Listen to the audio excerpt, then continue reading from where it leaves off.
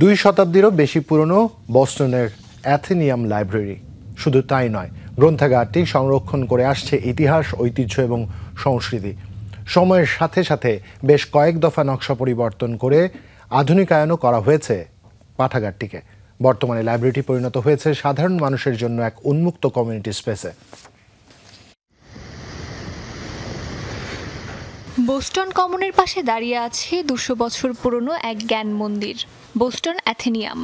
1807 সালে প্রতিষ্ঠিত এই লাইব্রেরিটি যুক্তরাষ্ট্রের প্রাচীনতম ব্যক্তি মালিকানাধীন গ্রন্থাগারগুলোর একটি। 2 শতকেরও বেশি সময় ধরে অ্যাথেনিয়াম শুধু বই নয়, সংরক্ষণ করে চলেছে ইতিহাসও।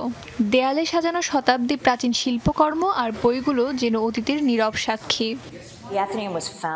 এটির সবচেয়ে সুন্দর ব্যাপার হচ্ছে আপনার মনে হবে আপনি একটি জাদুঘরে আছেন, তবে এটি এমন একটি জাদুঘর যেখানে আপনি দর্শনার্থীর মতো অনুভব করবেন না, বরং আপনার মনে হবে আপনি এরই একটি অংশ।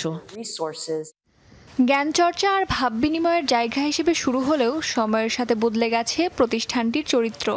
একসময় কেবল ধনীদের জন্য সীমিত থাকলেও এখন এটি হয়ে উঠেছে এক উন্মুক্ত কমিউনিটি স্পেস, যেখানে পড়াশোনার পাশাপাশি চলে প্রদর্শনী, আলোচনা সভা কিংবা ইতিহাসের খোঁজ।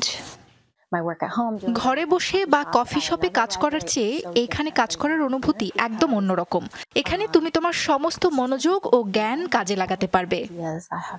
কোভিড পরবর্তী সময়ে মানুষ যখন আবার দেখা সাক্ষাতের জায়গা খুঁজছে, তখন এই প্রতিষ্ঠানটি হয়ে উঠেছে তাদের আরেকটি জ্ঞানের ঘর, শান্তি আর প্রেরণার জায়গা।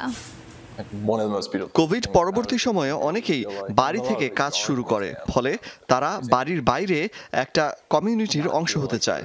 আমার মনে হয় এটা আমার সেকেন্ড হোম।